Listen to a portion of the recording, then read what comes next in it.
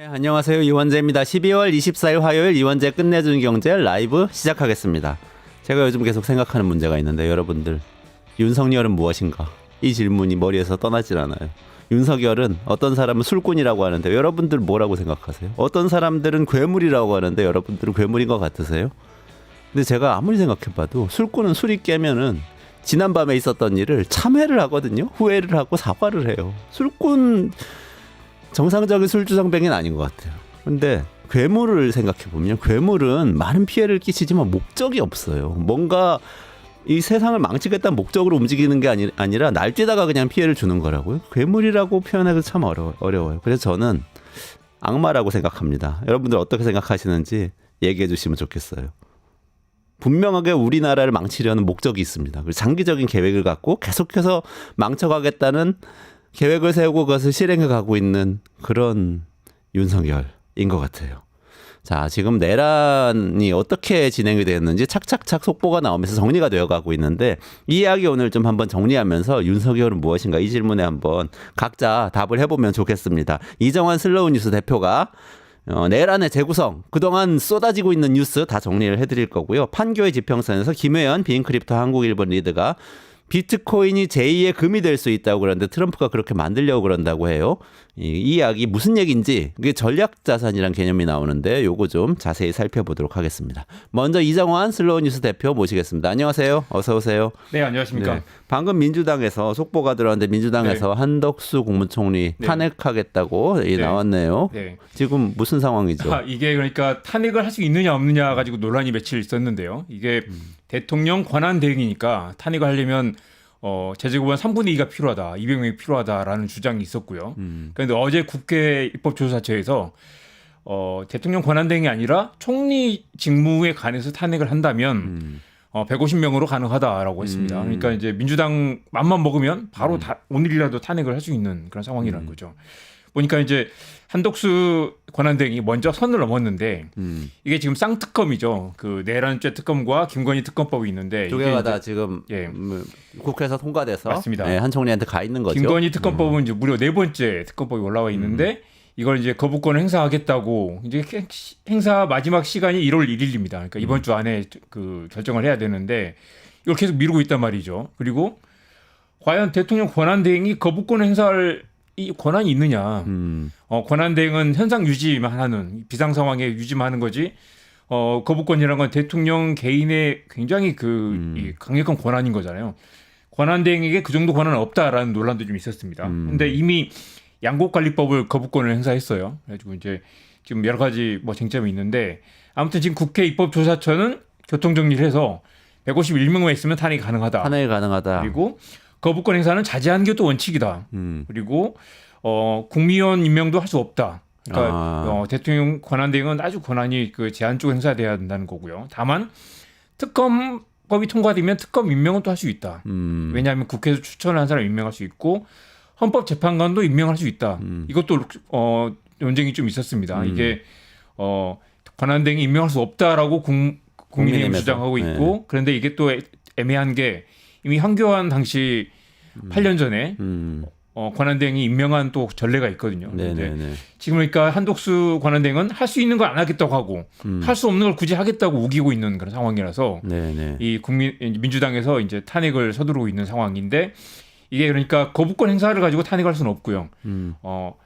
이미 이제 내란죄 공범이지 않습니까? 그래서 이제 국무회의 때 비상계엄을 찬성한 그걸 문제 삼아서 탄핵을 얼마든지 할 수 있는 상황입니다. 아이고 무명님 오셨네요. 반갑습니다. 네, 수준 높은 댓글 부탁드리고요. 블루나이님, 엑스데이님, 네 감사합니다. 근데 한덕수 총리가 또 금방 또 속보가 들어왔는데 이런 얘기를 했네요. 여야가 특검법과 헌법재판관과 관련해서 타협안을 만들어가지고 와라 이런 취지의 발언을 했네요. 근데 아까 입법조사처 얘기하셨는데 입법조사처는 국회의장 산하에 있는 기관이잖아요. 그럼 사실 국회 입장은 정리가 됐다고 봐도 되는 거 아닌가요? 그렇습니다. 그리고 뭐 국회의장의 입장을 반영하다보다는 말 그대로 입법 그 과정에서의 논리적인 판단을 하는 걸 텐데요. 지금 이제 아까 제가 선을 넘었다고 말씀드린 게 바로 그겁니다. 이걸 여야가 타협안을 가지고 와라라고 하는 게 당연히 내란 특검법과 김건희 특검법은 이미 통과된 상황이고. 그렇죠. 통과돼서 왔으니까 통과됐는데 국회 결정 합의를 하나요? 이미 끝났는데 네. 그럼 그 얘기는 다시 말해서 국민의힘 얘기를 반영해 가지고 와라. 지금 네. 이 얘기잖아요. 근데 이게 의회에서 당연히 이 여야의 그 의원 수를 가지고 통과된 법안 그리고 헌법재판관 임명도 지금 민주당이 2명, 국민의 1명 이미 추천이 끝난 상황이라서 대통령이 임명만 하면 되는 상황인데 그걸 타협을 어떻게 하나? 타협을 하라고 하는 것 자체가 이걸 시간을 끌겠다라는 거라고밖에 볼 수 없는 상황이죠. 그러네요. 우리 경제는 계속해서 어려워지고 있는데 그리고 네. 윤석열 씨의 내란의 이 상황 네. 계속 수사를 통해서 언론을 통해서 밝혀지고 있지 않습니까? 네. 그런 상황인데 이렇게 헌법재판관도 임명하지 않고 네. 이 특검도 통과시키지 않으면 수사와 헌법재판이 점점 늦춰질 수밖에 없는 그런 상황인 맞습니다. 거잖아요. 무슨 타조가 모래 속에 머리를 묶고 있는 것처럼 지금 뻔히 드러내는 상황 그리고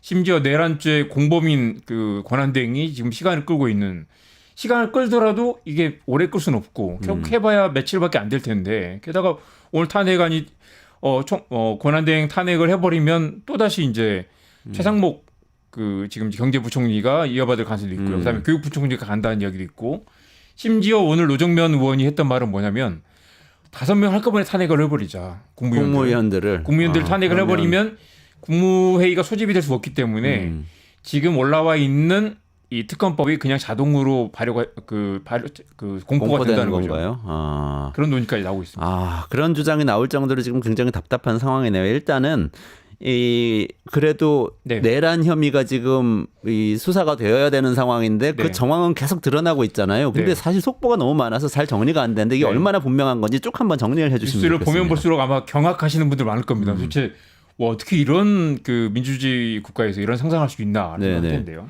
아주 계획적으로 했다는 맞습니다. 거잖아요. 문제를 해결하려면 비상조치밖에 없지 않나라는 말을 작년 이맘때 했다는 거예요. 윤석열 씨가. 네. 그러니까 그때가 한참 이제 그 디올백 사건이 막 터져가지고 디올백을 받은 영상이 돌아다니고 엄청난 이제 이 위기가 왔는데 마침 이제 그 선거가 5달밖에 남지 않는 상황이었잖아요. 네, 선거에 네. 엄청난 영향을 미치고 네. 김건희 여사가 사과를 하느냐 마느냐 가지고 또 당시 한동훈 국민의힘 대표와 뭐 메시지를 주고받고 입심 논란도 있고 그게 1월 초였죠. 그 무렵에 비상조치밖에 없지 않느냐. 누구한테 이미 얘기한 거예요? 국무회의에서 그런 얘기를 했다는 거죠. 국무회의에서. 예. 그래서 이제 그런 얘기를 했다는 건 이미 그때부터 계엄을 한번 하자라는 얘기를 했다는 거고 그리고 검사 시절 또 심지어 또 그 윤석열 캠프 시절부터 계엄을 해야 된다라는 이야기를 농담삼아 해가지고 주변에서 뜨겁게 했다는 거죠. 그리고 이 여인영 그 당시 방첩사령관이죠. 네네. 진술도 확보했습니다. 4월 총선 패배 이후에도 계엄 얘기를 꺼냈고 네네. 구체적으로 11월부터 구체적으로 이걸 계획을 짰다는 거죠. 김용현 그 당시 국방부 장관이 11월 에이펙 회의 전에 계엄을 할 가능성이 있다라는 말을 여인영에게 했다는 얘기도 있습니다. 그러니까 와 계엄을 이 어마어마한 사건을 계속해서 그 카드로 만지작거렸다는 거죠.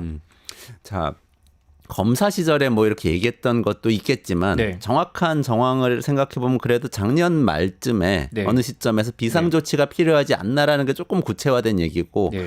올해 총선 전 3월에 네. 계엄을 정확하게 얘기했다는 거잖아요. 네, 네. 그러면 요 기간 동안에 사실상의 좀 넓은 의미에서 이 윤석열 씨의 지시가 있었다고 볼 수도 있는 거잖아요. 네네. 네, 그 다음에 그러면 어떻게 이 정리가 되는 건지 좀 정리를 해보면 좋을 것 같아요. 그러니까 이번에 그 신원식 당시 이제 국가안보실장과 그 김용현 당시 이제 지금 이제 국방부 장관이죠. 둘이 서로 엄청난 논쟁을 벌였다는 얘기도 있는데 우리가 보면 신원식 씨도 엄청나게 이제 이 구구적인 성격이라고 생각했는데 신원식이 계엄을 반대하고 김용현이 강력하게 계엄을 주장했던 그런 상황이었고요.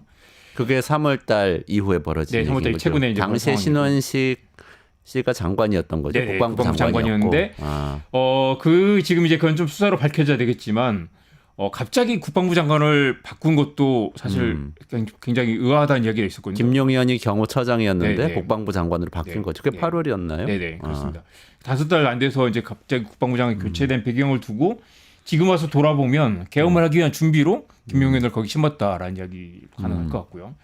그리고 이 김용현 장관이라는 사람도 이 불명예 제대를 한 사람이잖아요. 사성 장군을 못 달고 옷을 벗고 이 사람이 사실 백수인 상황에서 윤석열 캠프에 계속 드나들면서 계속 보고서를 들고 왔다고 했죠. 네. 그런데 이제 보고서가 이분이- 너무 엉망이었다고. 예, 그런 엉망이었고 얘기도 있던데. 이분이 그러니까 이제 이 여차하면 계엄을 할 수 있다라는 이야기를 습관적으로 했던 사람이라서 윤석열 대통령이 당시 어떤 계기로 계엄을 준비를 했었고 구상을 했었고 이 김용현을 국방부장을 앉히면서 이제 그 계획이 진행됐다고 볼 수 있겠습니다. 그게 8월부터 그런 계획이 이미 진행됐었던 거죠.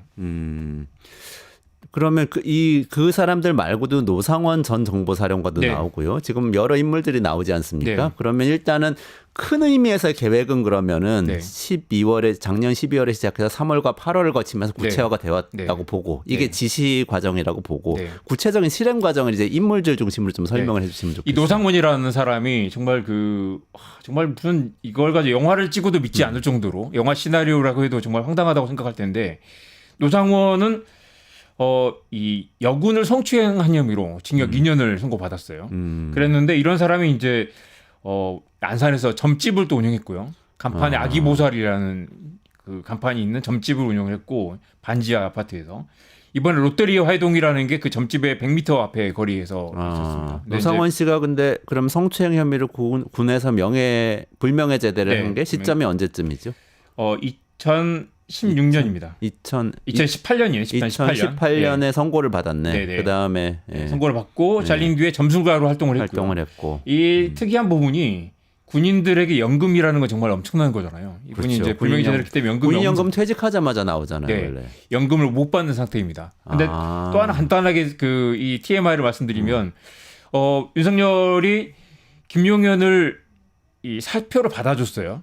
이 사람은 그래서 연금을 받을 수 있는 상황입니다. 그러니까 내란죄로 어떻게 될지 모르겠지만 일단 그 내란죄 국방부 장관 사표 말씀하시는 국방부 장관 거예요? 사표를 받은 거죠. 이 사람은 그러니까 연금을 받을 수 있는 상황이고.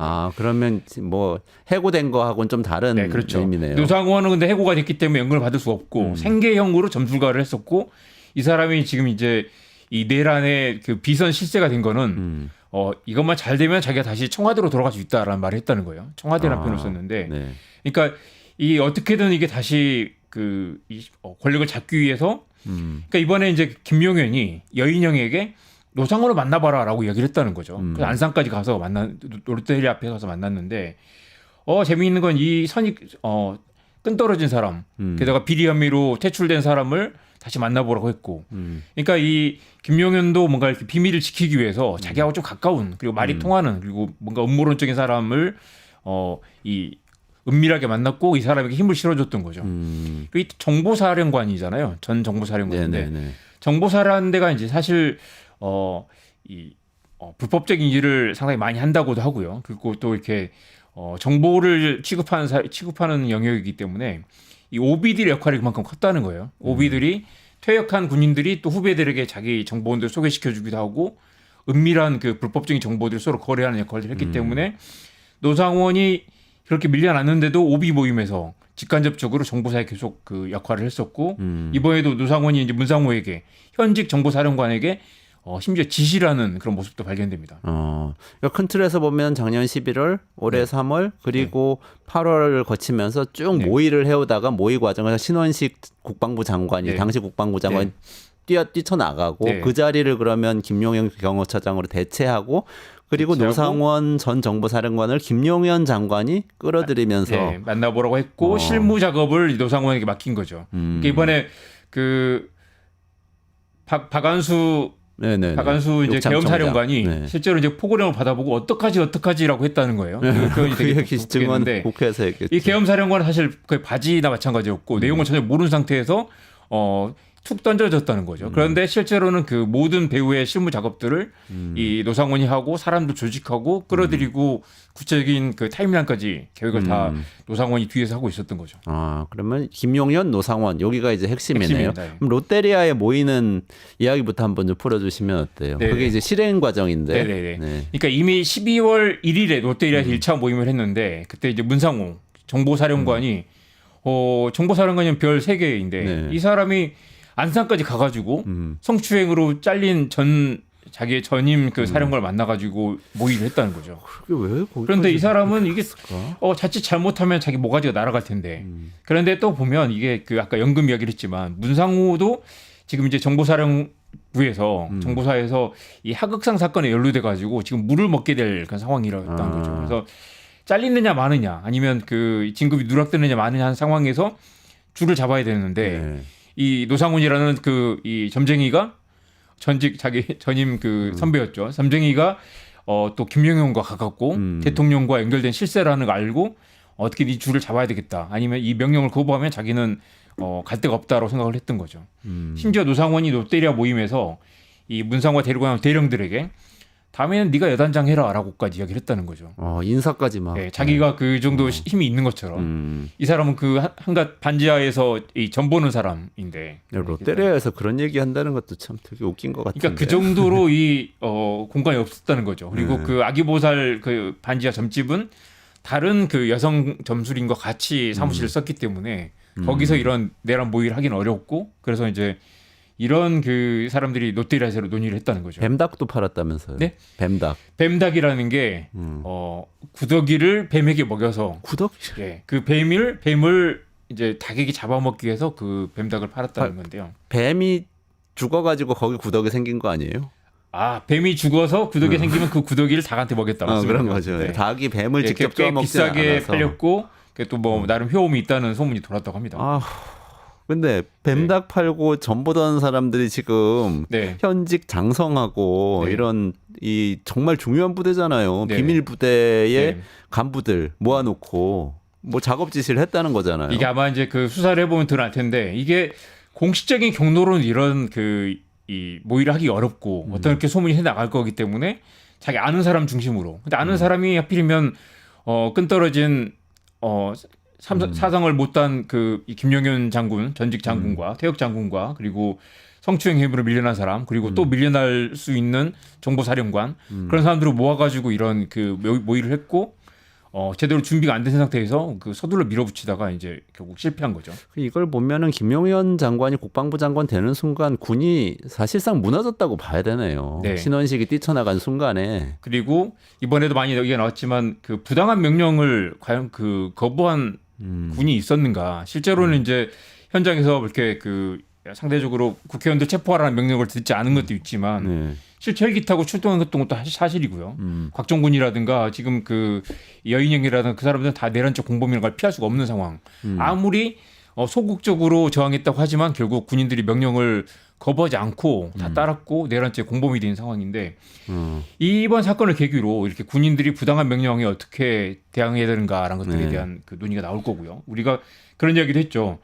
전두환이 실제로 그 복역 기간이 2년밖에 안 됐습니다. 안 됐고 만약 전두환이 평생 감옥에 살다 죽었다면 과연 이런 그 대통령이 내란을 꿈꾸는 이런 일이 가능했겠는가? 전두환이 천수를 누이다가 행복하게 죽었기 때문에 결국 윤석열 아무 생각 없이 대통령이니까 이런 거 할 수 있는 거 아니야라고 생각했던 거죠. 좋습니다. 일단 다시 돌아가서 네. 시간 순으로 쭉 한번 빠르게 정리를 네. 해주시면 좋겠습니다. 네. 일단 네. 노상원 수첩이 나왔다는 기사가 나왔어요. 그래서 사살이라든지 NLL 뭐 이런 네. 단어들이 나왔다고 해서 지금 굉장히 화제가 되고 그 있는데 아기보살 충격이죠. 아기보살 사무실에서 나온 수첩에 NLL에서 북한의 공격을 유도한다라는 메모가 있었고요.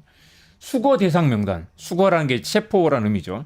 명단과 함께 사살이라는 표현이 있었습니다. 그러니까 이게 그러니까 얼마 전에 그 김호준 뉴스공장 그 진행자의 그 이제 음모론이라고 한동훈은 논란이 있었지만, 사살한다. 네, 그래서 이게 또 이렇게 사실이 아니라고 했지만 이게 또 어느 정도 개연성이 있는 거 아니냐. 그리고 한동훈 대표가 네. 갑자기 태도를 바꾼 적이 있었잖아요. 네네. 그래서 자기를 체포하려는 뭐 첩보를 네. 들었다 네네네. 그러면서 그 얘기가 이 얘기였을 수 있잖아요. 네네. 그러니까 실제로 사살 계획이 어느 정도 있었고, 그래서 이제 북파 공작원들이 실제로 그 근처에 대기하고 있었던 것도 사실이고, 그래서 김어준 총수의 말이 일부 뭐 약간 논리적으로 맞지 않은 부분이 있다고 하더라도 어느 정도 그런 정황은 있었던 게 아니라는 게 또 사실 뭐 확인되고 있습니다. 근데 이게 정말 대통령한테 보고가 된 계획인지 아닌지는 아직 명확하지 않지만 어쨌든 맞습니다. 12월 1일 언저리까지 네. 그 사이 이 8월부터 12월 1일 사이에 이런 논의가 있었을 가능성은 있는 적어도 거죠. 이게 노상원의 개인적인 판단이라보다는 김용현의 지시였을 가능성이 크고요. 김용현의 지시라는 건 이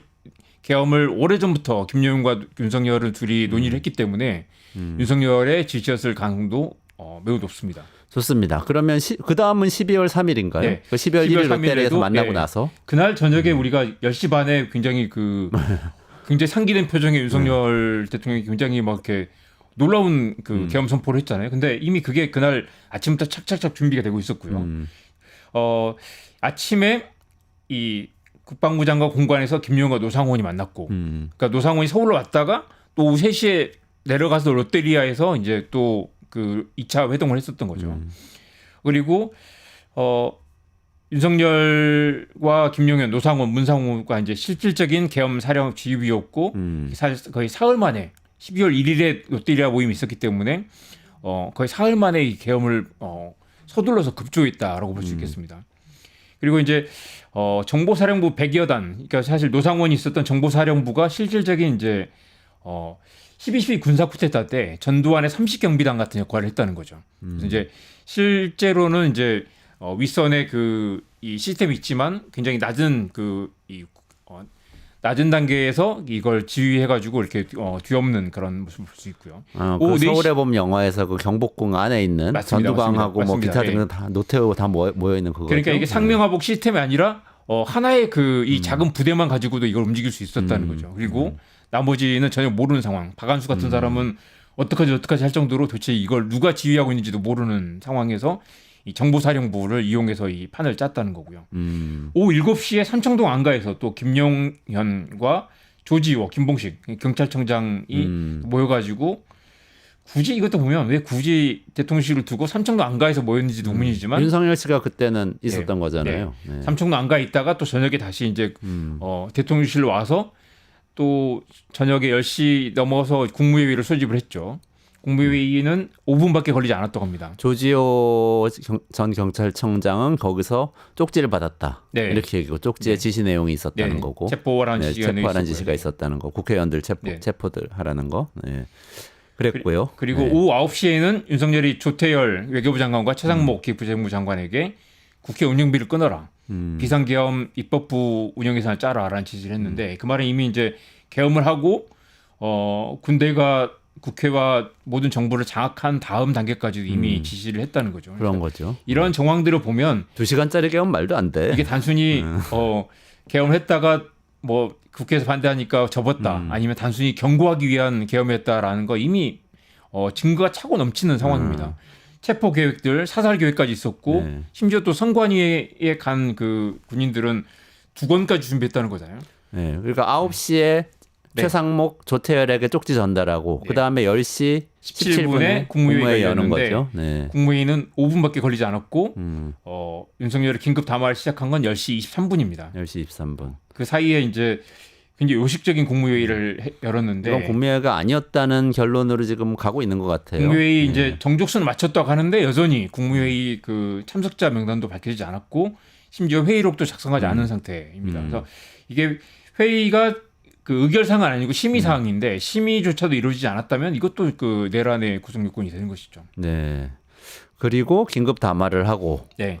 그리고 이제 곧바로 이제 정군 지휘관 회의를 하고 김용현이 지시를 내려서 이제 김용현이 사실 계엄사령관 있으면 계엄사령관이 지시를 해야 되는데 김용현이 이제 그 지시를 뭐 직접 내렸고요. 그리고 곧바로 이제 선관위에 정보사 요원들이 침투하고 이게 또 결정적인 그 나중에 이제 복귀해 보면 재미있는 부분은 헬기가 제때 도착하지 못했죠.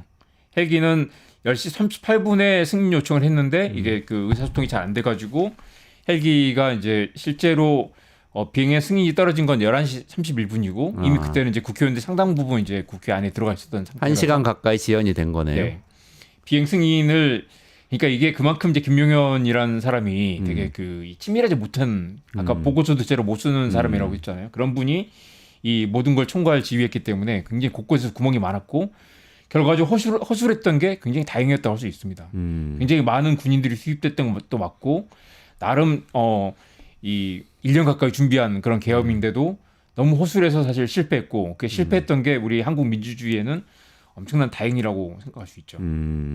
그래서 헬기가 승인이 된 게 11시 반 정도이고 네. 헬기 비행이 가고 그리고 계엄군이 국회에 투입되는 거죠. 네네. 그때. 그 전에 이미 선관위에는 투입이 된 거. 선관위 이미 투입이 됐었고 10시 30분쯤 투입이 됐었고. 근데 막 보면 선관위 투입을 하긴 했지만 이 사람들이 무슨 우리 서버를 압수수색한다고 하면 실제 장비들을 가지고 와가지고 그걸 연결한 다음에 서버를 통째로 복사를 하는 거거든요. 근데 이 사람 나가지고 핸드폰으로 사진을 찍고 있었어요. 그러니까 서버가 있지만 거기서 어떤 정보가 어디 있는지도 모르고 서버에서 정보를 무슨 정보를 찾아야 될지도 모르는 사람들이 부정선거 음모론을 가지고 그냥 군인들을 선관위로 보냈던 거죠. 그래서 아마 이게 계엄이 성공했더라도 결국 굉장히 우왕좌왕 그리고 실제 선관위에서 뭘 찾아야 되는지도 모르는 그 슈퍼컴퓨터에서 그 뭐 필요한 정보를 찾을 수 있겠습니까?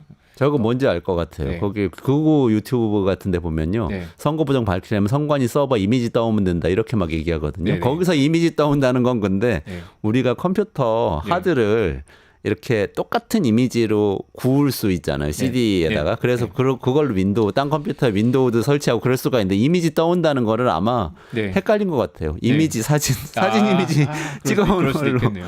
그런 그러니까 이상한. 이게 윤석열 정말 충격적인 사건은 충격적인 건 윤석열 대통령이 본인이 당선됐으면서도 본인이 0.7%포인트로 당선된 0.73%포인트로 당선된 게 부정선거가 아니었다면 훨씬 더 큰 표차로 이겼을 거다라고 네, 생각했다는 거고요. 그리고 지난 총선도 부정선거라고 음모론을 갖고 있는데 그래서 이제 계속 감사원을 내서 한번 감사원으로 보내가지고 선관위를 한번 두들겨 팼고요. 그다음에 검찰 수사도 했고 계속 했는데도 이게 안 나오니까 이 군인들을 보내가지고 선관위를 털어보겠다라는 생각을 하기까지 이른 것인데 사실은 그 군인들 아무리 털어도 사실 이 부정선거는 이미 그 시스템상으로 불가능하다라는 게 상식적인 결론인데 그렇죠. 그리고 뭐 경찰, 검찰 다 뒤졌었잖아요. 그렇죠. 감사원도 뒤졌었고 네. 다 없었던 일로 나온 거죠.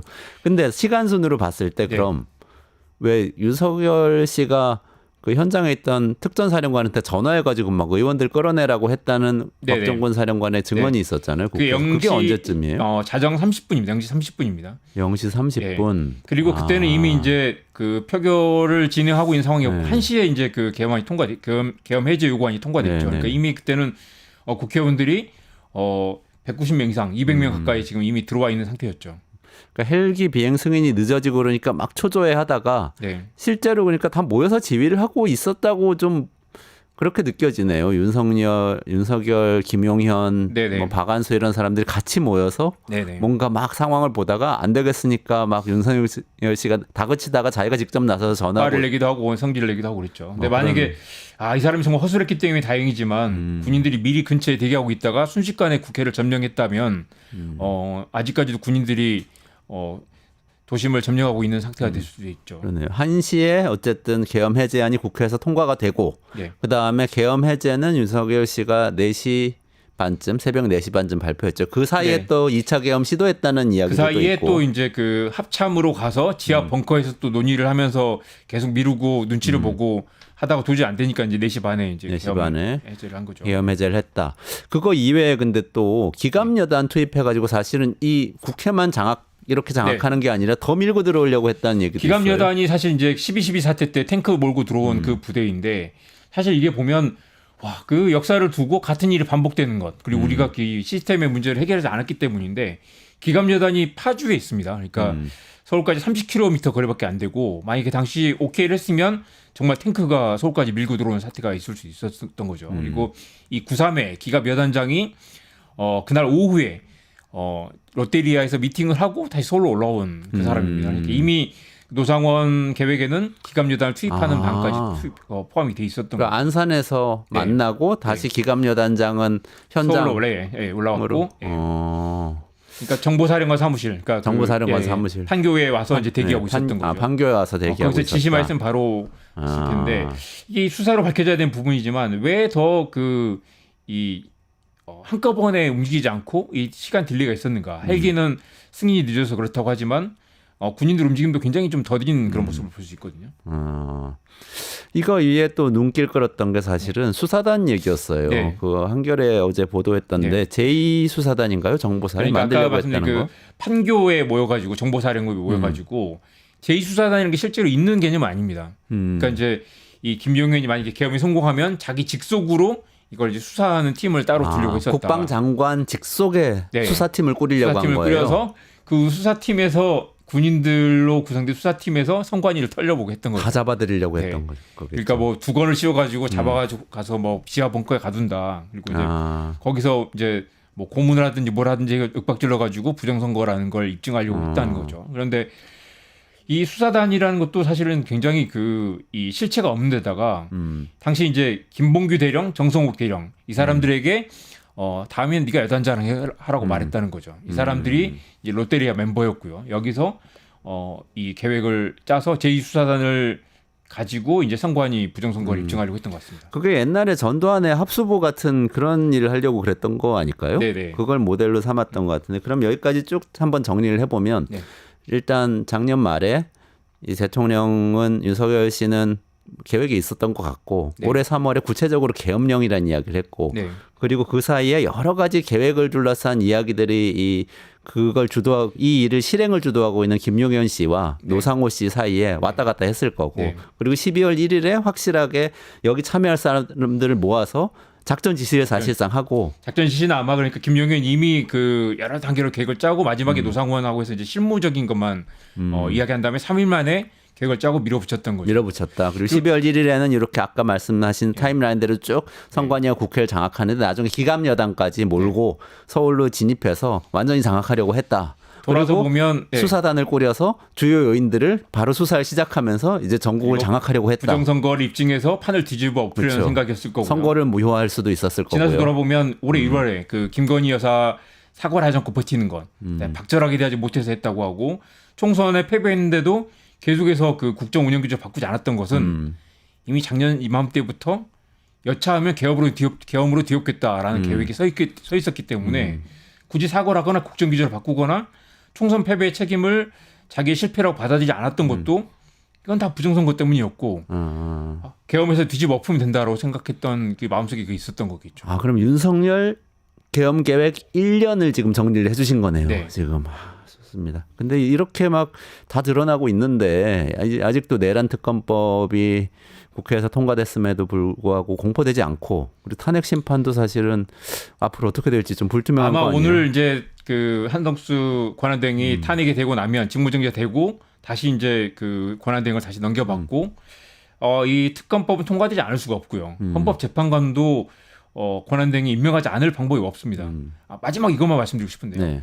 지금 6명이 심리를 할 수 있느냐 없느냐가 논란이 있었는데 원래는 이제 7명이 심리를 해야 되고 그중에 6명이 최소 심리 정족수, 의결 정족수입니다. 그런데 지금 이진수 쪽에서 방통위원장 쪽에서 이 가처분 신청을 해서 6명만으로도 심리할 수 있게 돼 있습니다. 네네네. 그런데 그러니까 6명 중에 1명이라도 그러면 반대하면 이게 바로 기각되는 거 아니냐라는 주장이 있었지만 그건 또 사실 아닌 것으로 최근에 논의가 되고 있습니다. 왜냐하면 가처분은 이 심리 정족수를 말하는 것이지 기본적인 헌법재판소법의 원칙은 최소 7명이 심리해서 그중에 6명이다. 그러니까 만약에 6명 중 1명이 반대를 하면 7명 심리 정족수를 다시 채워야 되기 때문에 지금 3명의 후보 중에 누구를 임명을 해서 최소한 7명, 1명이 더 찬성하는지 반대하는지까지 들어봐야 된다. 그러니까 6명이 1명이라 반대를 하면 그걸 발표를 할 수가 없다는 거죠. 심리를. 그러네요. 그러니까 이걸 가결시키려면 그러니까 네. 인용하려면 9명 중에서 원래 정원인 네. 재판관 9명 중에서 6명이 찬성해야 인용을 주장해야 가결이 되는데 지금 6명이 있다고 하면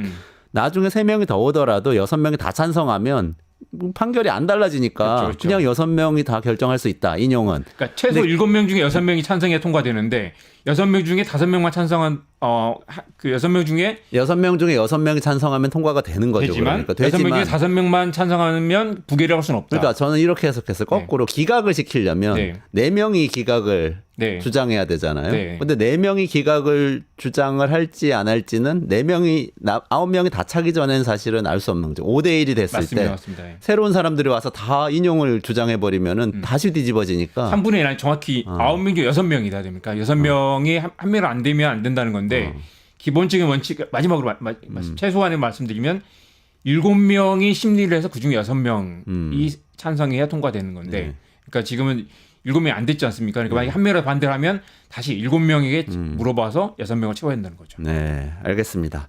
여기까지 일단 정리를 해보도록 하겠습니다. 이정환 슬로우 뉴스 대표하고요. 윤석열 씨 계엄 1년의 계획과 실행 과정을 한번 짚어봤습니다. 조금만 기다리시면 비트코인이 제2의 금이 되는 건지 트럼프가 그렇게 만들겠다고 하는데 김혜연, 비인크립토, 한국일본 리더하고 같이 살펴보도록 하겠습니다. 이정환 대표님 감사합니다.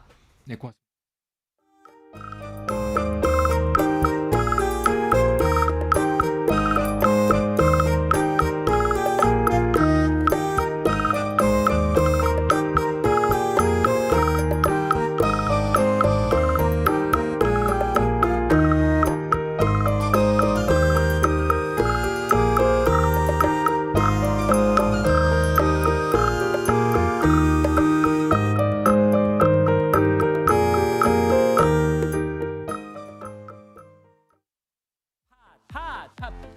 증권 통판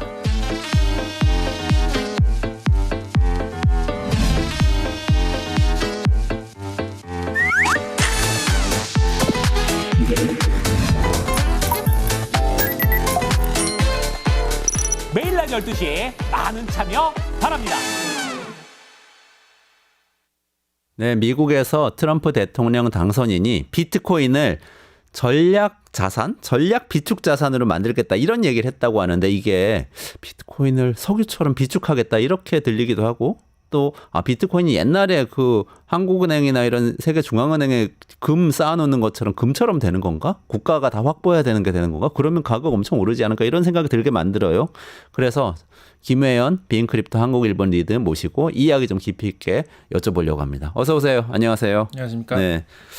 제가 이해한 게 맞는 건가요? 이런 아직은 전략 비축 자산, 네, 전략 이런 비축 거예요? 자산이라는 이제 개념으로 점점 소개가 되고 있긴 한데 정확히 뭐냐라고 물으면 아직 이게 뭐라고 딱 집어서 말하기가 좀 힘든 상황인데 오늘 한번 좀 조금 짚어보면 윤곽이 조금 그려지실 수도 있지 않을까 하는 네. 기대를 해봅니다. 기대해 보겠습니다. 트럼프가 얘기를 한 거죠? 예, 트럼프가 선거 기간에 지난 7월에 그 비트코인 컨퍼런스라는 뭐 비트코인 옹호하는 사람들, 지지하는 사람들이 모이는 그런 행사가 있는데 거기에 갑자기 등장을 해가지고 연설을 했는데 연설이 한 50분 정도 있었습니다. 거기서 어마어마한 얘기를 했습니다. 직접 한번 들어보시죠. 네네네. 네, 자료 부탁드립니다. Many Americans do not realize that the United States government is among the largest holders of Bitcoin. Does anyone know that? How about that? The federal government has almost 210,000 Bitcoin, or 1% of the total supply that will ever exist. But for too long, our government has violated the cardinal rule that every Bitcoiner knows by heart. Never sell your Bitcoin, right?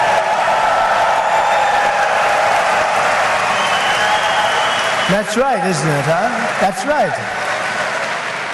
How did I figure that one? Never sell your Bitcoin. And so, as the final part of my plan today, I am announcing that if I am elected, it will be the policy of my administration, United States of America, to keep 100% of all the Bitcoin the U.S. government currently holds or acquires into the future. We'll keep 100%. I hope you do well, please. This will serve in effect as the core of the strategic national Bitcoin stockpile. 자, 미국 정부가 엄청나게 많이 갖고 있다. 여기까지 알아들었고, 근데 계속 영원히 갖고 있겠다. 네, 뭐 라는 것까지 크게 포인트가 한 4가지 정도가 될 것 같은데요. 첫 번째는 정부가 보유하고 있는 비트코인은 절대 팔지 않겠다. 보유를 얼마나 하고 있고 뭐 이런 거는 이제 차차 얘기를 하도록 하고요. 그다음에 이제 전략 비축 자산처럼 다루겠다는 건데 이 마지막에 스트래티직 내셔널 비트코인 스톡파일 전략적으로 보유하고 있는 물량이라는 용어를 썼는데 이때부터 이제 막 이 용어가 뭐냐 하면서 이제 의논이 시작이 됐습니다.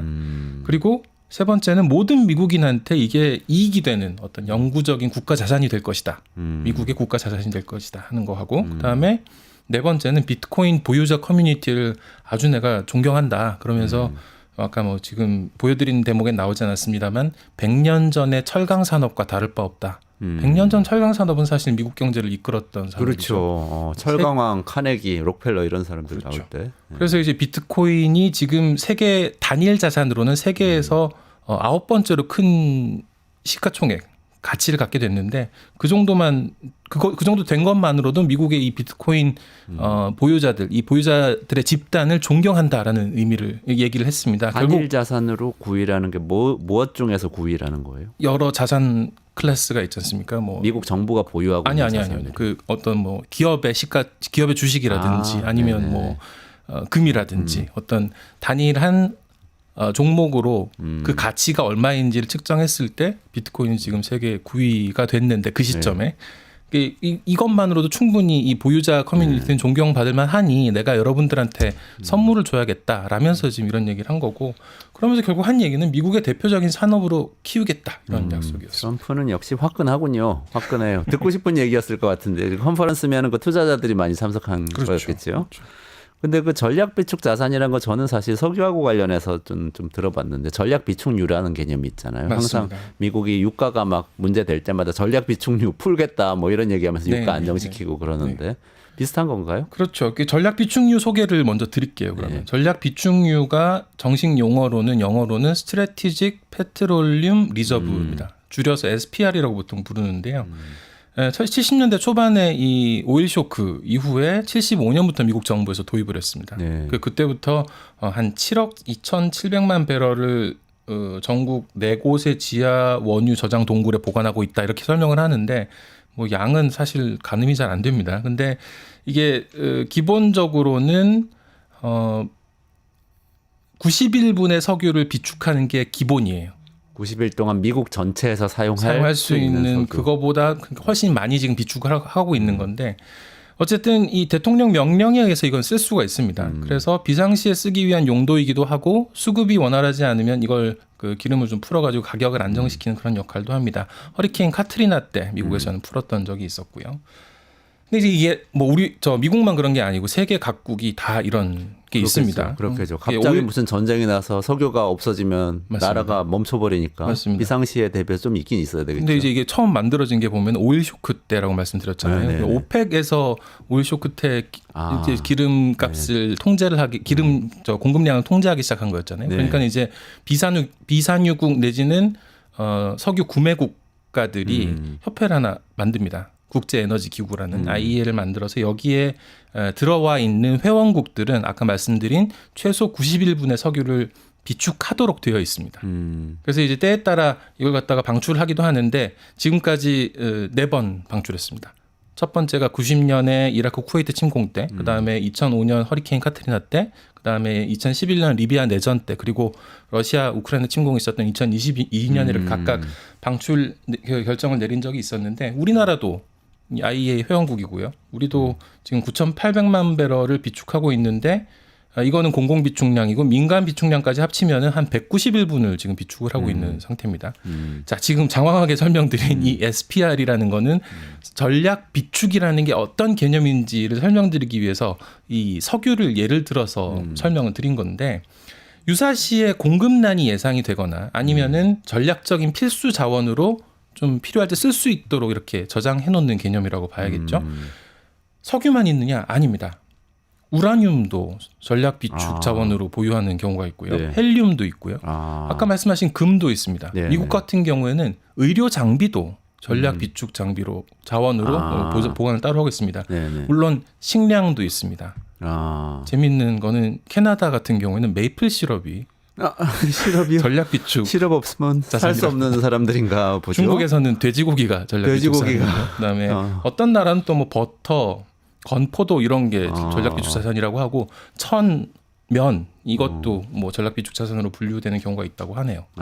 그 국가마다 그렇게 뭐 자기들이 중요하다고 생각하는 것들을 지정을 이렇게 하는데 그리고 비트코인을 이렇게 지정하겠다는 건가요, 그럼? 그렇습니다. 이게 아직 참 명확하지 않은 부분들이 많을 수밖에 없는 거죠. 이게 과연 지금까지 말씀드린 그런 품목들하고 이게 지금 비트코인이 뭐 중국 사람들이 거냐. 돼지 기름 없으면은 음식을 할 수가 없으니까 있어야 되겠다. 이건 알겠는데 미국 사람들이 비트코인 없으면 살 수가 없나? 이런 개념이 되는 거 아닌가요? 그럼 이제 비트코인이 뭐냐부터 이제 다시 우리 1년 전에 이 대화를 시작하면서 이제 네, 이 방송을 시작했는데 어쨌든 이 트럼프가 선거 때 약속을 했기 때문에 어떻게든 지금 이제 그림을 그려가고 할 거다, 시행을 할 거다라는 관측이 많습니다. 구체적인 방식으로는 미국 재무부가 이 외환 매수 매도하기 위해서 편성해 놓은 외환 안정기금이 있는데 여기에 이제 비트코인을 포함시키는 방안이 거론이 되고 있기도 하고요. 그러면은 그렇게 하려면은 이게 의회를 거쳐야 되는 거냐, 아니면 대통령이 그냥 행정명령 사인해가지고 할 수 있는 거냐, 여기에 대해서도 아직 갑론을박이 이루어지고 있는 그런 상황입니다. 그리고 비트코인 전략 비축을 한다면은 비트코인이 있어야 되잖아요. 그렇죠. 그럼 이거 어디 있냐?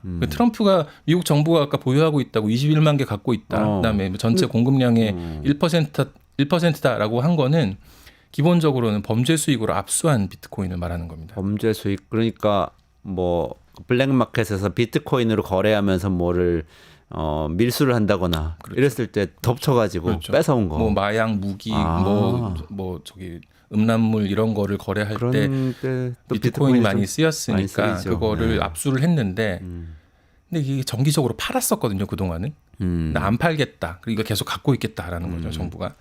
그래서 지금 이 법무부가 일단 갖고 있는데 범죄 수익 압수한 거기 때문에 이걸 또 그럼 계정 이동을 해서 어떻게 전략 비축 형태로 옮길 거냐, 여기에 대해서도 얘기가 없습니다. 무엇보다 트럼프는 비트코인을 새로 사겠다는 얘기는 안 하고 있습니다. 아, 팔지 않겠다고 얘기했네요. 그렇죠. 아까 그래서 이게 코멘트 전략 생각- 비축으로 진짜 쟁여놓을 거라면 사야 되잖아요. 네. 뭐 어떻게 살 건지에 대해서 얘기가 없어요. 그럼 뭐 엘살바도르 같이 지금 계속 사모으는 나라가 있긴 하지 않습니까? 근데 이제 이걸 무슨 돈으로 살 거냐, 무슨 돈으로 살 거, 무슨 돈을 어떻게 뭐 국채 발행해서 돈을 마련을 할 거냐, 아니면은 뭐 예산을 따로 만들 거냐 하는 데 대해서도 아직 얘기가 없어서 지금 불투명한 부분이 많은데 일각에서는 이제 아이디어가 그러면 막 그 백화제방 백가쟁명으로 나오는 거죠. 뭐 금 보유하고 있는 거 팔아서 대신에 비트코인 사면 되지 금 않냐. 대신 비트코인. 뭐 그런 얘기도 나오고. 어쨌든 야, 뭐 이렇게 지금 좀 불투명한 상태에서 여러 가지 의견이 난무하는 가운데 그래도 좀 구체적으로 볼 수 있는 게 법안이 하나 나온 게 있습니다. 아, 네, 네. 그러니까 트럼프가 아까 그 비트코인 컨퍼런스에 가서 이 비트코인 전략 비축 비트코인에 대해서 처음 언급한 비슷한 시기에 공화당 소속의 신시아 루미스라는 상원 의원이 있는데요. 이 뭐 네네. 코인 산업에 대해서 굉장히 우호적이어서 이 코인 업계에서는 굉장히 좋아하는 정치인인데 법안을 하나 제출을 했습니다. 그때 그러면서 썼던 용어가 이 전략 비축 비트코인이었어요. SPR이 아까 전략 비축유라고 말씀드렸는데 네네네. SBR로 바뀐 겁니다. 스트래티직 비트코인 리저브로. 음. 그래서 SBR의 이 신시아 루미스 의원이 도입하겠다고 한 그러니까 법안을 제출한 이 SBR 전략 비축 비트코인의 내용은 재무부가 비트코인을 1년에 20만 개씩 5년 동안 구입한다. 20만 개씩 5년 구입하니까 결국 100만 개가 되겠죠. 그리고 이 100만 개의 비트코인은 글로벌 공급량, 뭐 비트코인은 전체 발행 개수가 정해져 있지 않습니까? 2,100만 개인데 그 중에 100만 개를 미국 정부가 사들였으니까 한 5%를 차지하게 되는 거죠. 이거를 왜 편성하느냐? 경제적 불확실성과 통화 불안정에 대한 해지 수단으로 이걸 하는 거다. 좀 금하고 비슷하죠, 그러면. 그러네요. 그리고 재원은 연준이 갖고 있는 예금분과 보유 중인 금으로 조달한다. 금 대신 비트코인, 그러네요. 현금 대신 비트코인으로 네네네. 간 거죠. 다음 최소 20년 동안 보관한다. 좀 대략 이런 정도의 내용인데 이거 뭐 비트코인 업계 좀 우호적인 분들 사이에서는 이 정도면 괜찮지 않냐라는 얘기가 나오고 있고요. 미국이 비트코인을 이런 식으로 구매를 한다는 거는 글로벌 비축 통화로서의 어떤 달러의 지위는 높이는 결과가 될 것이다. 왜냐하면은 비트코인도 하나의 자산으로 인정받는 그런 상황에서는 이 비트코인도 달러를 지지하는 형태를 띌 수 있기 때문에 이게 달러 지위 강화에는 도움이 될 것이고 미국의 글로벌 금융 시스템 내에서의 어떤 지도적 지위를 유지하는 데 있어서도 도움이 될 것이다. 이런 관측도 나오고 있습니다. 그게 원래 화폐라는 게 옛날에는 금태환제였잖아요. 네. 그래서 금을 얼마나 갖고 있는 갖고 있느냐. 만큼만 그렇죠. 화폐를 발행해서 사용해야 된다는 룰을 정해놓고 중앙은행에서 그렇게 이 화폐 총량을 통제를 했었는데 어느 순간 금태현 폐지하고 막 뭐 국가가 필요에 따라서 이제 화폐를 발행해서 사용할 수 있도록 지금 시스템이 됐고 특히 그것을 어떤 면에서 지금 미국 정부가 많은 비판을 받고 있는 게 그걸 오용해서 너무 많은 국채를 발행해서 지금 돈을 너무 많이 풀어서 글로벌 금융위기 이후에 전 세계가 지금 돈잔치가 났는데 자산 가격만 오르고 인플레이션 높아지고 삶은 안 좋아진다. 실물은 다 이 실물 경제 망가진다. 이런 비판 많이 나오잖아요. 정부 재정도 불안정해지고. 그럼 그 상황하고 비트코인을 가지고 있으면서 좀 화폐를 안정시킨다는 것하고 연결이 되나요? 연결이 된다고 지금 주장하는 분들이 나오고 있습니다. 그러니까 미국 국가 부채가 아까 보니까 한 36조 달러가 좀 넘던데 올 초에 34조 달러였는데 계속 오르는 추세인 거죠.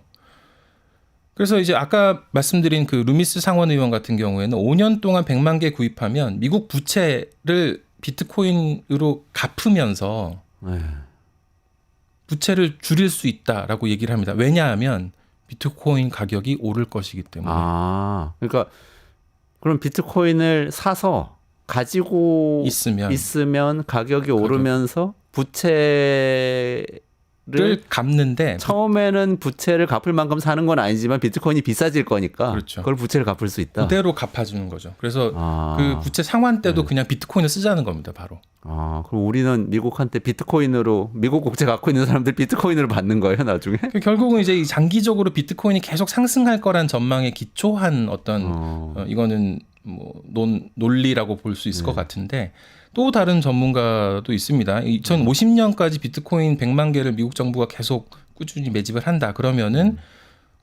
미국의 국채 70%까지 상환이 가능할 거다. 그거 누가 얘기했어요? 이거는 이제 비트코인 기업을 운영하고 있는 한 전문가 정도로만 소개를 드려도 될 것 같은데 결국은 이제 뭐 50 아까 신시아 루미스는 50% 이 전문가는 70%라고 했으니 뭐 미국 정부로서는 아주 환영할 만한 뭐 일인데 이건 국가부채 문제가 한 번에 해소되는 건데 아까 말씀드린 대로 비트코인 계속 오를 거라는 전망에서 하는 겁니다.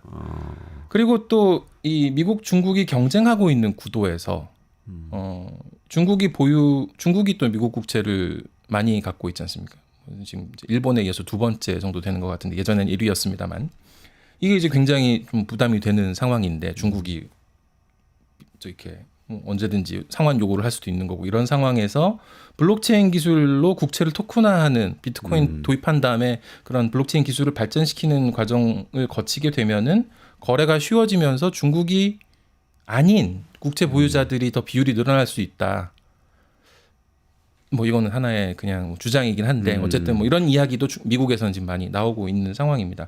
트럼프도 중국과 경쟁 구도에서 이 비트코인 산업 육성을 이야기하는 면도 있어요. 그 미국 정부가 비트코인을 많이 가지고 있으면은 달러 지위 향상되고 비트코인 시장에서 미국이 1등이 될 수 있다 이건데 미국 안 그래도 1등이긴 한데 아까 이제 그 말씀드린 비트코인 컨퍼런스에서 했던 얘기 중에 보면 비트코인 보유자 커뮤니티 앞에 내가 오늘 서게 된 이유는 만약 우리가 안 하면 중국이나 다른 나라들이 할 것이기 때문이다. 모든 비트코인이 미국에서 채굴되고 만들어졌으면 좋겠다. 미국이 이 산업을 좀 리드를 해야겠다. 이런 의미라고 봐야겠죠. 근데 이전에는 이런 논의가 있지 않았어요? 비트코인이 화폐로서의 지위를 정말로 획득한다면 그러면 많은 사람들이 그걸 기축통화처럼 사용할 수 있기 때문에 오히려 달러는 불안정해질 거다. 가치가 떨어질 거다. 이런 논의가 많이 있었는데 지금 그거를 대응하기 위해서도 이게 지금 필요하다는 게 미국 쪽에서 나오는 논리입니다. 미국이 비트코인을 많이 보유하고 있으면 가장 많이 보유하고 있거나 미국 정부가 어쨌든 굉장히 많은 양의 비트코인을 보유하고 있다면 달러의 지위가 떨어지는 일은 없지 않겠느냐 하는 그런 반대 논거의 성격도 있는 거죠. 아, 그렇군요. 근데 이렇게 하자는 나는 뭐 일단 발의는 루미스 의원이 했지만 트럼프도 얘기는 하고 했지만 반대 의견도 많이 있을 것 같은데요. 맞습니다. 근데 이제 뭐 미국의 영향력이 강해지는 거는 다 이제 알겠는데, 근데 어디다 쓸 거냐? 비트코인이 뭐 석유냐 이게 무슨 식량이냐 이렇게 의문을 제기하는 분들이 많죠. 국가가 비상사태 때, 자연재해 때, 전쟁 때 비트코인을 먹을 게 없는 사람들한테 비트코인을 줘. 그래서 어떻게 할 거야 이거를? 이런 이제 반론이 나오죠. 그 다음에 정부가 이걸 보유를 하게 되면 그렇게 해서 가격이 오르게 되면 그거는 기존의 비트코인 갖고 있는 사람들은 좋겠죠. 좋은 일인데 만약에 가격이 떨어지게 되면은 이거는 비트코인을 정부 돈으로 샀기 때문에 모든 납세자들이 손해 보는 그런 그렇죠. 국면이 되는 거지 않습니까? 그러니까 이게 과연 이렇게 하는 게 무슨 의미가 있는 거냐? 이게 세금으로 가격 떨어지는 걸 계속 방어해야 되는 판인데 이거는 좀 무리가 아니냐라는 이야기도 있고 지금 특히나 좀 고점 같이 보이는데 항상 나오는 얘기입니다만 고점처럼 보이는데 지금 샀다 떨어지면 누가 책임질 거냐 이런 얘기도 있습니다. 그리고 이제 뭐 해킹에 취약하다거나 변동성이 너무 크다 이런 뭐 기본적인 그 비트코인 시장에 대한 불신에서 나오는 그런 반응들이 있는데 연준의 제롬 파월 의장이 지난 19일에 기자들한테 이런 얘기를 했습니다. 그 질문이 나왔거든요. 네네. 국가 보유 어떻게 할 거냐. 연준은 비트코인 보유할 수 없도록 되어 있다. 연준이 보유하는 자산에 대해서는 법이 정하고 있는데 우리 법을 바꿀 수가 없다. 그거는 의회가 할 일이고 우리는 그런 계획이 없다. 이 뭐 원론적인 입장으로 보는 게 맞겠습니다만은 근데 이제 이 말 자체에 실망한 투자자들 때문에 좀 가격이 떨어진 것도 있었습니다. 연준 내에서 대표적인 매파라고 할 수 있죠. 닐 카시카리 그 미니애폴리스의 연은 총재는 뭐 많은 분들이 하는 얘기를 이분도 했어요. 비트코인은 거의 실질적인 쓰임새가 없다.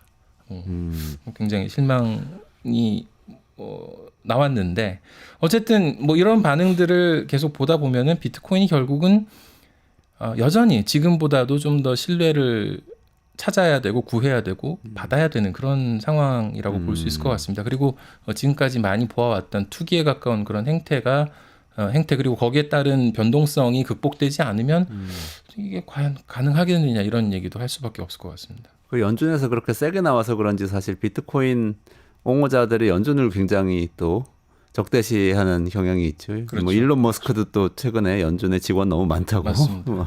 공격을 하기도 했는데 일단 다른 건 다 차치하더라도 이거 가격 떨어지면은 다 손해 보는 거 아니냐라는 부분에 대해서 혹시 찬성론자들이 반론이 있나요?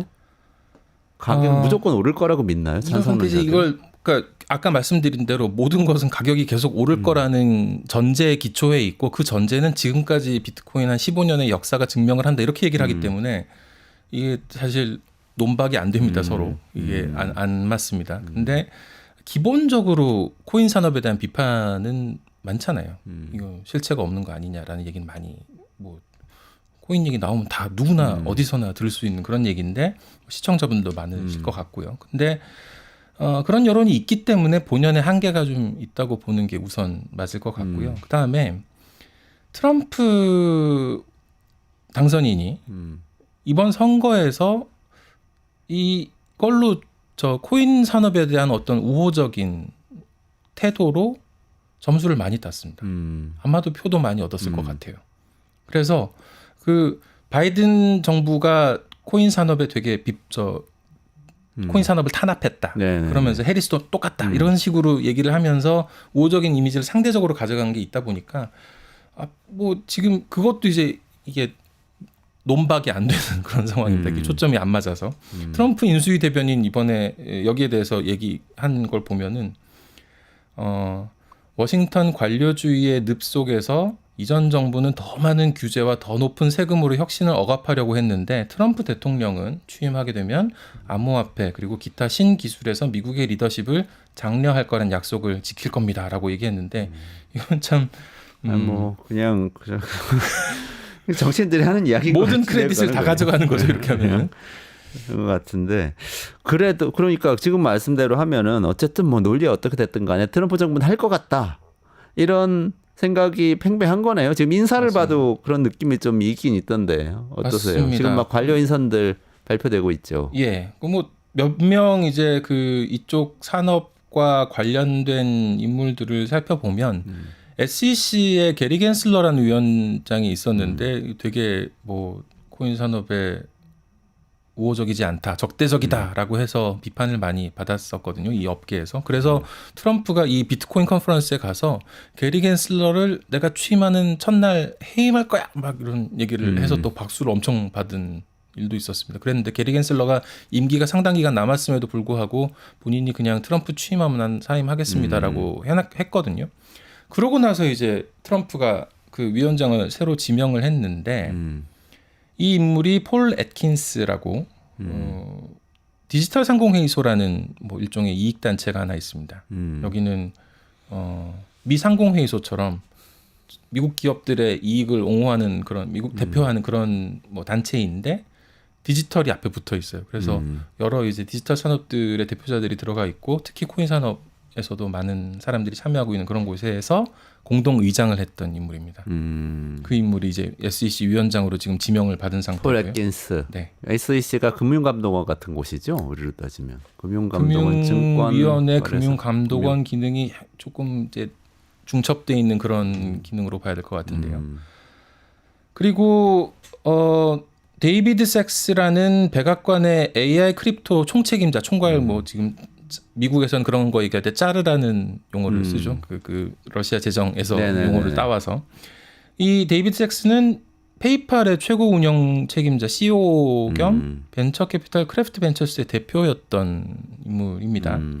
뭐 이른바 페이팔 마피아라고 부르는 그 일론 머스크와 그의 친구들 중에 한 명이죠. 네네네. 그 중에 피터 한 명. 틸 그룹인 거죠. 맞습니다. 그래서 이 특히나 이제 이 데이비드 섹스 같은 경우에는 그 남아공 태생입니다. 일론 머스크랑 같은 그러네요. 뭐 그런 사람이기도 한데 결국 이제 이 페이팔 출신들이 이 암호화폐 산업에 우호적인 태도를 보인 적이 많았는데 특히나 이 백악관에서 이 정책을 총괄하는 자리에도 이 인물이 갔다는 게 굉장히 상징적이 AI 가상화폐 짜르 네. 이런 호칭을 얻고 있죠. 그리고 또 다른 백악관 기구인데 디지털 자산 위원회라는 게 백악관에 꾸려지게 됐습니다. 결국 이제 이 코인 산업을 직접적으로 관리하는 그런 네네. 곳이 될 텐데 여기 집행이사로 29살짜리 보 하인스라는 인물이 선임이 됐습니다. 이게 대학 때 미식 축구 선수였고 하원 의원 선거 출마 경험이 있는 것 외에 뭐 특별한 경력이 뭐가 있나 했는데 보면 선거 때 암호화폐 업계에 후원금을 받은 게 있더라고요. 그래서 좀 꽤나 이렇게 좀 친분이 있는 걸로 사람들이 추정을 하면서 결국 이 트럼프 2기 행정부에서 친 크립토, 친 코인, 친 암호화폐 성향을 이끌게 될 인물들이 전면에 나섰다라는 평가가 이 세 명의 등장으로 인해서 더 강화되고 있습니다. 신크립토 정권 맞네요. 그렇게 막 외칠 때는 사실 이렇게 캠페인에서 하는 얘기지 뭐 이렇게 생각했는데 실제 그런데 미국의 경제 정책에서는 경제자문위원회도 중요하지 않아요? 경제자문위원장이 경제정책 어드바이스 하는 자리인데 거기는 어떤 우호적인 사람인가요? 미란 스티븐 스티븐 미란. 예. 스티븐 미란도 뭐 그런 평가가 있기는 하던데 아직 뭐 구체적으로 어떤 뭐 코인 산업에 어떤 직접적인 연계가 있다거나 그런 건 아닌 것 같습니다. 거기서 이제 사실 뭐 지금 말씀하신 것들은 재무부나 연준이나 경제자문위원회 이런 데서 브레이크를 걸 수도 있는 이야기들인 거죠, 사실. 맞습니다. 국가 자산으로 이렇게 확보를 하는 거는 결국엔 의사결정 재무부에서 또 상당 부분 관여를 해야 되기 때문에 의회도 중요하고. 의회도 중요하고 의회는 뭐 근데 어떻게 막 선동해가지고 이번에 일론 머스크가 예산 통과 과정에서 공화당 의원들 선동해가지고 막 뒤엎고 이랬던 것처럼 정치적으로 할 수 있다고 해도 재무부와 경제자문위원회는 다르잖아요. 좀 아주 전통적으로 이 고루한 경제학자들이 있는 곳들인데 어떻게 될지 좀 궁금하네요. 그래서 싸움이 한판 벌어지겠어요. 재무장관이 누가 되는지를 확실히 봐야 된다는 얘기는 많이 하는 것 같습니다. 그러네요. 그래서 비트코인 지금 들어가도 됩니까?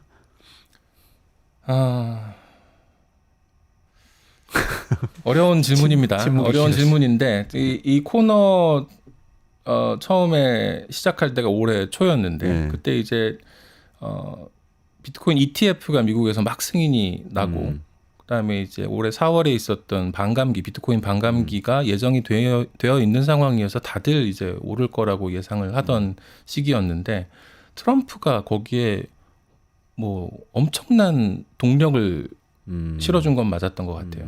그래서 하반기 들어서는 거의 트럼프발 상승분이 훨씬 더 컸던 것 아닌가 그런 얘기를 할 수 있을 것 같고요. 내년에 오를 거냐, 뭐 안 오를 그렇죠. 거냐, 이것도 이제 뭐 다들 관심을 갖는 주제실 것 같습니다만 일단 이 정책이 이 전략 비축 비트코인이 만약에 지금 트럼프의 계획대로 아니면 트럼프의 발언대로 이게 진행이 된다면은 가격이 오를 수밖에 없을 것 같아요. 네. 계속 이 매집세가 진행될 거기 때문에 이 정책이 어떻게 되는지 한번 지켜보시는 게 중요할 것 같습니다. 미국 정치에 관심을 가져야 되는 그런 때가 됐군요. 투자자들 공부 많이 해야 됩니다. 네, 김혜연 비인크립토 한국 1번 리드하고요. 비트코인 전략 비축 자산화 이 정책에 대해서 좀 알아봤고요. 저희 이원재 끝내주는 경제는 매일 오전 11시에 진행을 하고요. 지금 보시면은 여기 그 댓글창, 실시간 댓글창 위에 구독자 이벤트 있어요. 들어가셔서 확인하시고 2,000 통통코인 받으실 수 있거든요. 통통코인 받으시면 이제 앱에 들어가서 할인 쿠폰처럼 쓰실 수 있으니까 한번 확인해 보시고요. 더보기도 확인해 보셔서 많이 참여해 주시기 바라고요. 저는 내일 오전에 11시에 다시 라이브로 찾아뵙기로 하고 내일 크리스마스 휴일이네요. 죄송합니다. 내일 모레 목요일에 다시 11시에 찾아뵙기로 하고 김혜연 리드하고 여기서 같이 인사드리면서 마무리하도록 하겠습니다. 고맙습니다. 메리 크리스마스. 메리